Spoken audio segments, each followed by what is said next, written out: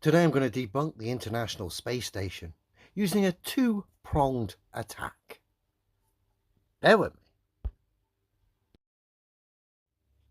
First up, we've got the United States Air Force discussing the U-2 spy plane and, of course, the spacesuit the pilots of the U-2 spy plane wear.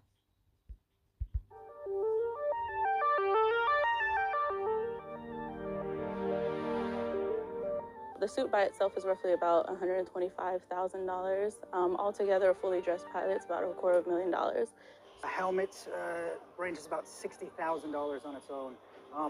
It's a lot, it's very expensive because it's their last line of defense flying in the U-2. It's very unique because it provides overall survivability of their life. Because our U-2 pilots fly high sorties, and they fly for long periods of time, we got to keep them hydrated, we got to keep them fed. So once the full pressure suit is locked down, they cannot open it again until they recover from their sortie. If by instance they were flying at the altitudes that they fly at and they were to open their helmet up to like scratch their nose, if at that instant they were to lose cabin pressure, the blood in their body would instantaneously boil and be instantaneous death. So we have our pilots, we tell them once they close down, do not open until they land. Just to give you some idea of heights and speed, reference the U-2 spy plane. Surface ceiling height approximately 70,000 feet, which is about 13 miles. Speeds about 450 miles an hour, okay? So off the back of that practical reference cited to us by the United States Air Force regarding the U-2 spy plane, the pilot and the spacesuit he has to wear, given the conditions he faces, off the back of that practical reference, we're now going to have NASA legend Don Pettit absolutely expose himself and, of course, the International Space Station and get destroyed by the United States Air Force. Bearing in mind, U-2 spy plane, surface ceiling height approximately 70,000 feet, top speed about 450 miles an hour.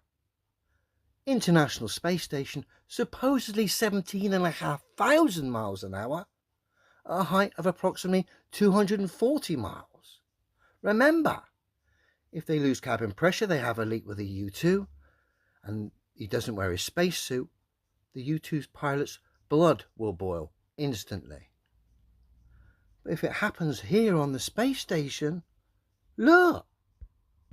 You have a whole series of O-rings in here and a shaft that you rotate. So, I mean, like on the space station, how many of these would you have? 7, because we have 7 windows. What happens if you get a leak on that? Then you have a leak. You just... Don, you look ridiculous. You sound ridiculous. You've exposed yourself and the space station, and we can cite a practical reference from the United States Air Force. You don't even understand the procedures in place regarding if you had a leak on the space station. Yet the United States Air Force, courtesy of the U-2 spy plane, have shown how important that would be. Remember, these guys don't wear spacesuits on the space station.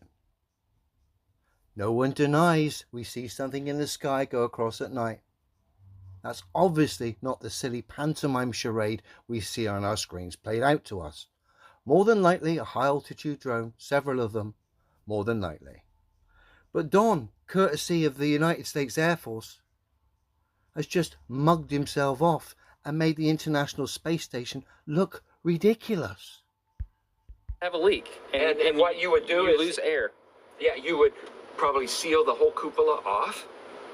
And then there's probably a plan, I don't know off the top of my head, but there's probably a plan for replacing the mechanism. I think you'd want to be aware of a plan in place that's going to save your life if you had a leak, particularly off the back of the reference from the United States Air Force. You gotta love Don. Yeah, some might require a spacewalk.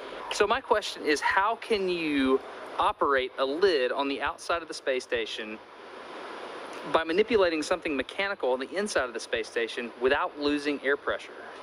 It's called real good engineering. Okay. Ridiculous, Don.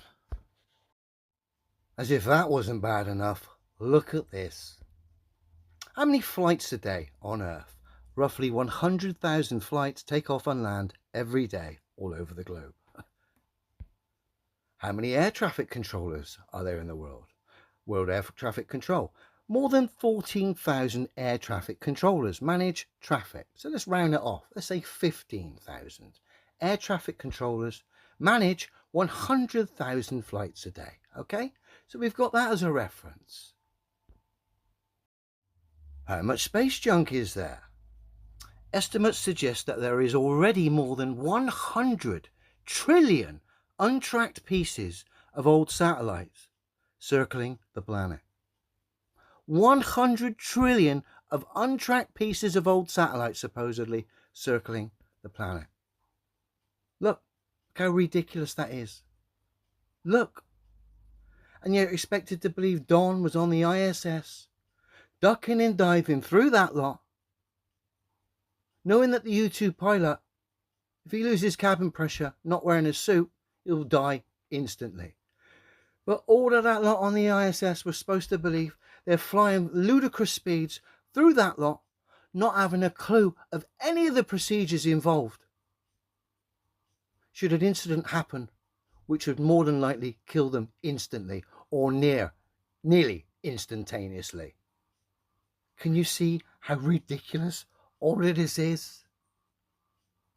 Bearing in mind, my references are common sense based. And of course, I'm citing the United States Air Force, who are of course making a mockery of NASA, the International Space Station, and of course the globe, courtesy of a NASA legend, Don Pettit. You gotta love it.